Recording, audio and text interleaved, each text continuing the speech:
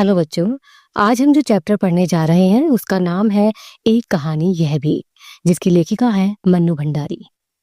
एक कहानी यह भी मन्नू भंडारी द्वारा लिखित उनकी आत्मकथा का एक अंश है, जिसमें उन्होंने उन व्यक्तियों और घटनाओं के बारे में लिखा है जो उनकी लेखकीय जीवन से जुड़े हुए हैं।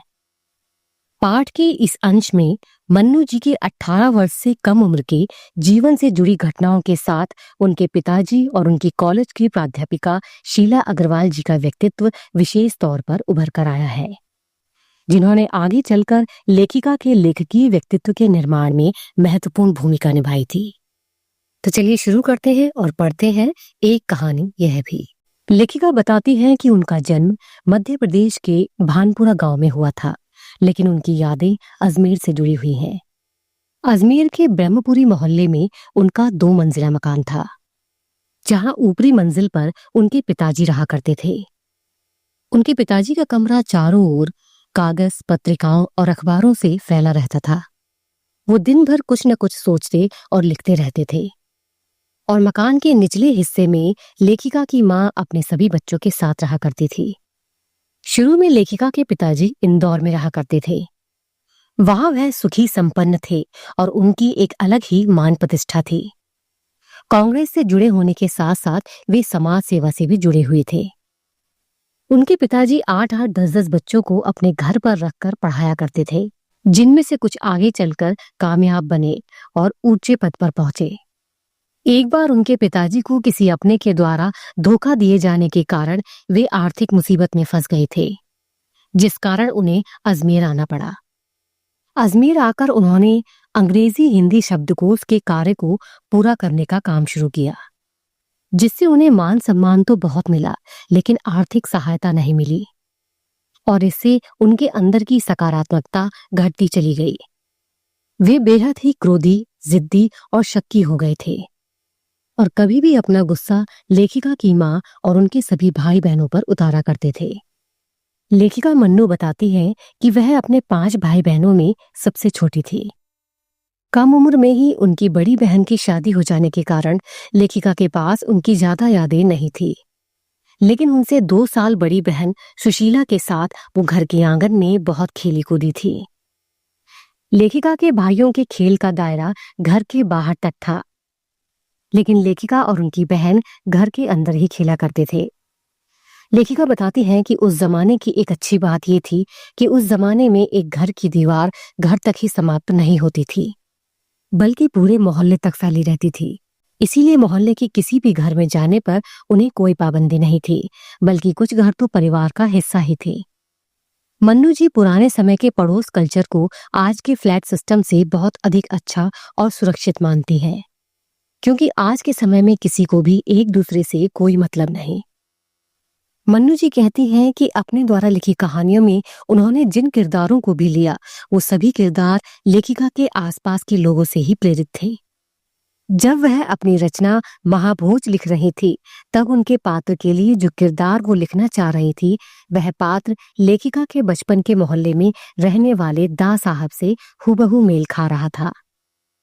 आगे मन्नू जी बताते हुए कहती है कि उनके परिवार में लड़की के विवाह के लिए जो बात जरूरी थी वो यह थी कि लड़की की उम्र 16 वर्ष और वह शिक्षा में 10वीं पास होनी चाहिए। उनकी बड़ी बहन सुशीला ने ये योग्यता प्राप्त कर ली थी और उनकी शादी कर दी गई और शादी करके वह कोलकाता चली गई। और लेखिका के दोनों बड़े भाई भी अपने आगे की पढ़ाई के लिए गांव से बाहर चले गए थे।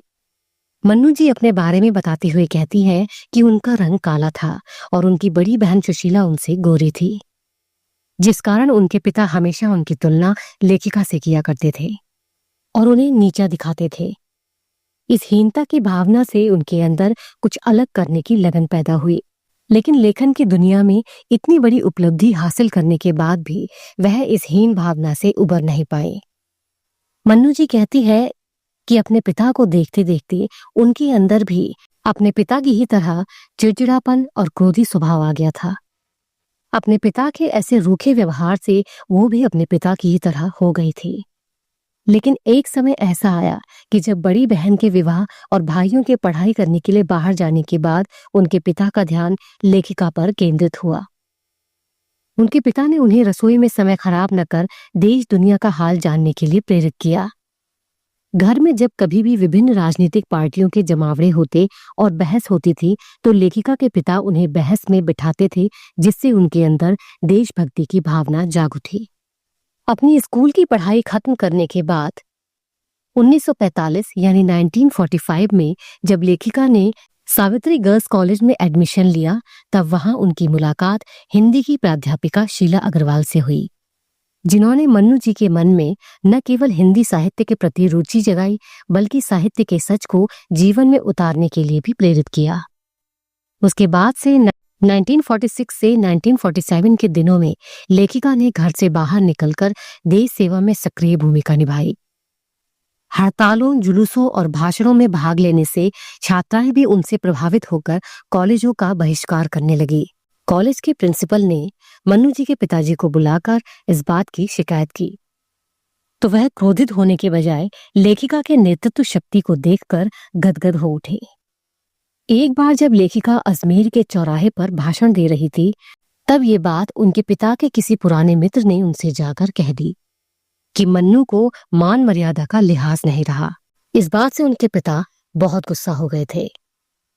लेकिन जब इसी बात को अजमेर की सबसे प्रतिष्ठित और सम्मानित व्यक्ति डॉक्टर अंबालाल जी ने मन्नू की तारीफ करते हुए उनके पिताजी से बताया, तब उनके पिता ये सुनकर गौरवान्वित हो उठे। 1947 के मई के महीने में कॉलेज ने लेखिका समेत 2-3 छात्राओं का प्रवेश 3rd ईयर में हुड़दंग मचाने के कारण रद्द कर दिया था, यानी कॉलेज आने पर उनकी रोक लगा दी गई थी। और शीला अग्रवाल को लड़कियों को भड़काने और कॉलेज का अनुशासन बिगाड़ने के आरोप में नोटिस थमा दिया गया था। लेकिन लेखिका और उनके साथियों ने बाहर रहकर भी इतना हुड़दंग मचाया कि कॉलेज वालों को अगस्त में आखिर 3rd ईयर खोलना ही पड़ा। लेखिका और बाकी साथियों को जीत की खुशी तो थी ही, पर उनके सामने इससे भी बड़ी खुशी थी, जिसके सामने उनकी यह खुशी कम पड़ गई थी। और वो खुशी थी शताब्दी की सबसे बड़ी उपलब्धि, यानी 15 अगस्त 1947 1947 यानी आजादी की खुशी। क्योंकि उन्हीं दिनों 15 अगस्त 1947 को हमारा ये देश आजाद हुआ था।